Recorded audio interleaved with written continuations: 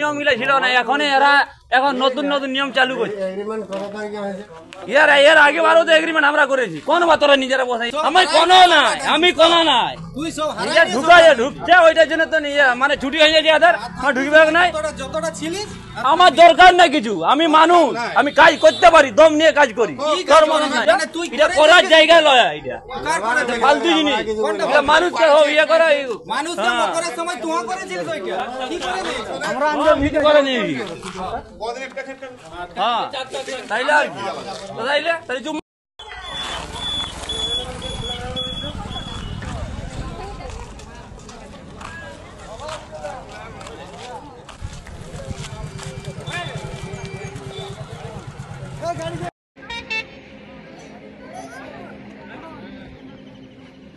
এখানে এদেরকে এরিয়াস দেওয়া যাবে নি বলছে, কিন্তু এরিয়াস থেকে বঞ্চিত করেছে।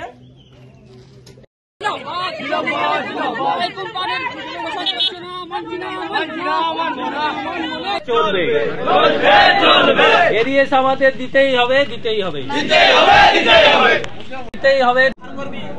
$420 টাকা পাবেন, কন্ট্রাকশনে পাবেন 355 টাকা। এটা কোনো টেনশন না। আর যদি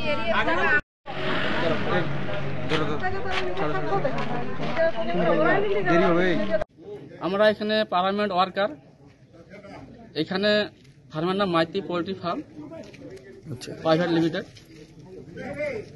এখানে লেবারদের প্রতি প্রচুর অত্যাচার এবং চলে, রিগিং চলে। এমনভাবে অত্যাচার রিগিং চলে যেগুলো বলা যায়নি। এখানে এমন হয় বলে ম্যানেজমেন্ট যে তুমি এখানে করতে পারো তো করো, নাহলে বাড়ি যাও। এগুলো আমরা পার্লামেন্ট ইউনিয়ন ছিলাম, এখনো আছি, কিন্তু আপাতত সেটা INT ব্লক সভাপতি কমিটির নিজের ইয়েতে অধিকার তুলে নেই 7-8 মাস আগে। এবং এখানে একটা এগ্রিমেন্ট করে, এগ্রিমেন্ট বলা যায় না, চুক্তি করে। সেই চুক্তিতে INTTUCর ব্লক সভাপতি ধীরেন্দ্রনাথ মাহাতো এমন হয় চুক্তি করে, সেই চুক্তি লেবাররা মানে নিতে পারেনি, তার জন্য এই আন্দোলন। দেখুন, পকেট ভরানোর যে প্রসঙ্গটা আসছে সেটা তো ব্যাপারটা আলাদা। আর কারো কমানো হয়েছে এরকম কোনো গল্প নেই। সর্বোচ্চ যে ওদের ছিল, মানে আমরা গতবারের যে আমাদের ছিল এগ্রিমেন্ট ছিল, সেই তখনই আমাদের বলা ছিল যে আর আমরা টাকা বাড়াবো না, 2000 টাকা কম করা হোক। কিন্তু এবারও আমাদের মালিক পক্ষের অনেক ওজোর আপত্তি সত্ত্বেও আমরা কিন্তু 2200 টাকা করেছি, এবং সর্বোচ্চ যেটা এই পর্যন্ত সর্বোচ্চ স্থায়ী শ্রমিকদের ক্ষেত্রে। আর যেটা বিক্ষোভ এরা করছে, যেটা হচ্ছে কন্ট্রাক্টর লেবার। এরা কন্ট্রাক্টর নিয়োগ করা হয়েছে, কোম্পানি ওদেরকে ওয়ার্ক করা দিয়েছে, DLC থেকে ওরা পারমিশন নিয়ে ওরা কাজের দিনে ওরাকে শ্রমিক সরবরাহের কাজে ওরা করে।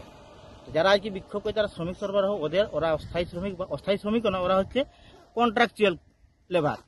ওদের ব্যাপারটা নিয়ে আমরা গত সপ্তাহে আমরা বসেছিলাম, আমার ব্লক সভাপতি সহ আমরা কোম্পানির সাথে বসেছিলাম, এবং ওদের একটা করা হয়েছে। পরের 3 বছরে 1800 টাকার মতো ওদের বাড়ানো হয়েছে।